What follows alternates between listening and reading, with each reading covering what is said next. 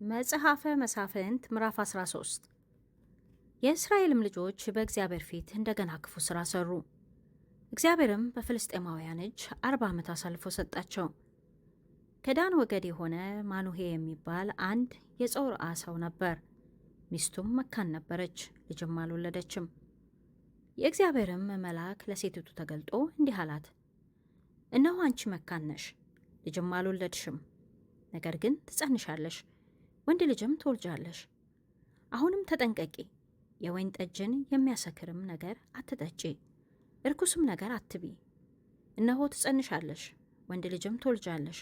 ልጁም ከእናቱ ማፀን ጀምሮ ለእግዚአብሔር የተለየ ናዝራዊ ይሆናልና በራሱ ላይ ምላጭ አይድረስበት።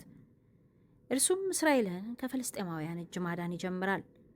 ሴቲቱም ወደ ባሏ መጥታ፣ አንድ እግዚአብሔር ሰው ወደ እኔ መጣ፣ መልኩም እንደ እግዚአብሔር መልአክ እጅግ የሚያስደነግጥ ነበር። ከወዴትም እንደመጣ አልጠየቅኩትም፣ እርሱም ስሙን አልነገረኝም።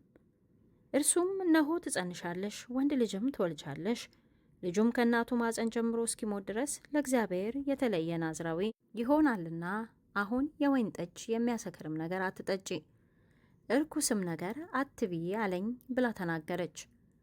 ማኑሄም ጌታ ሆይ፣ የላከው የእግዚአብሔር ሰው እባክህ እንደገና ወደ እኛ ይምጣ፣ ለሚወለደውም ልጅ ምን እንድናደርግ ያስገነዝበን ብሎ ወደ እግዚአብሔር ለመነ። እግዚአብሔርም የማኑሄን ድምፅ ሰማ። የእግዚአብሔር መልአክ እንደገና ለሴቲቱ በእርሻ ውስጥ ተቀምጣ ሳለች ተገለጠላት። ባሏ ማኑሄ ግን ከእርሷ ጋር አልነበረም። ሴቲቱም ፈጥና ሮጠች፣ ለባሏም እነሆ በቀደም ዕለት ወደ እኔ የመጣው ሰው ደግሞ ተገለጠልኝ ብላ ነገረችው። ማኑሄም ተነስቶ ሚስቱን ተከተለ። ወደ ሰውየውም መጥቶ ከዚህች ሴት ጋር የተነጋገርክ አንተ ነህን? አለው።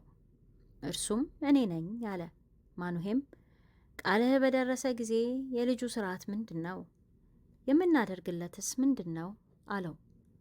የእግዚአብሔርም መልአክ ማኑሄን ሴቲቱ ከነገርኳት ሁሉ ትጠንቀቅ፣ ከወይንም ከሚወጣው ሁሉ አትብላ፣ የወይን ጠጅንም የሚያሰክርንም ነገር አትጠጣ፣ እርኩስም ነገር ሁሉ አትብላ፣ ያዘዝኳትን ሁሉ ትጠብቅ አለው። ማኑሄም የእግዚአብሔርን መልአክ የፍየል ጠቦት እስክናዘጋጅልህ ድረስ እባክህ ቆይ አለው። የእግዚአብሔርን መልአክ ማኑሄን አንተ የግድ ብትለኝ መብልህን አልበላም፣ የሚቃጠለውንም መስዋዕት ማዘጋጀት ብትወድድ ለእግዚአብሔር አቅርበው አለው። ማኑሄም የእግዚአብሔር መልአክ መሆኑን አላወቀም ነበር። ማኑሄም የእግዚአብሔርን መልአክ ነገርህ በደረሰ ጊዜ እንድናከብርህ ስምህ ማን ነው? አለው።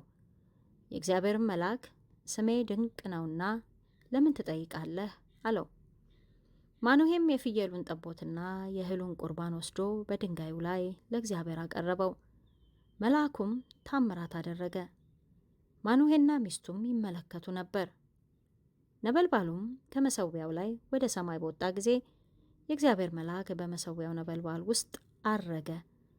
ማኑሄና ሚስቱም ተመለከቱ፣ በምድርም በግንባራቸው ተደፉ። የእግዚአብሔርን መልአክ ዳግመኛ ለማኑሄና ለሚስቱ አልተገለጠም። ያን ጊዜም ማኑሄ የእግዚአብሔር መልአክ መሆኑን አወቀ። ማኑሄም ሚስቱን እግዚአብሔርን አይተናልና ሞት እንሞታለን አላት። ሚስቱም እግዚአብሔርስ ሊገድለን ቢወድድ ኖሮ የሚቃጠለውን መስዋዕትና የእህሉን ቁርባን ከእጃችን ባልተቀበለን፣ ይህንም ነገር ሁሉ ባላሳየን፣ እንዲህ ያለ ነገርም በዚህ ጊዜ ባላስታወቀን ነበር አለችው። ሴቲቱም ወንድ ልጅ ወለደች፣ ስሙንም ሶምሶም ብላ ጠራችው። ልጁም አደገ፣ እግዚአብሔርን ባረከው። የእግዚአብሔርን መንፈስ በጾርዓና በኤሽታኦል መካከል ባለው በዳን ሰፈር ውስጥ ሊያነቃቃው ጀመረ።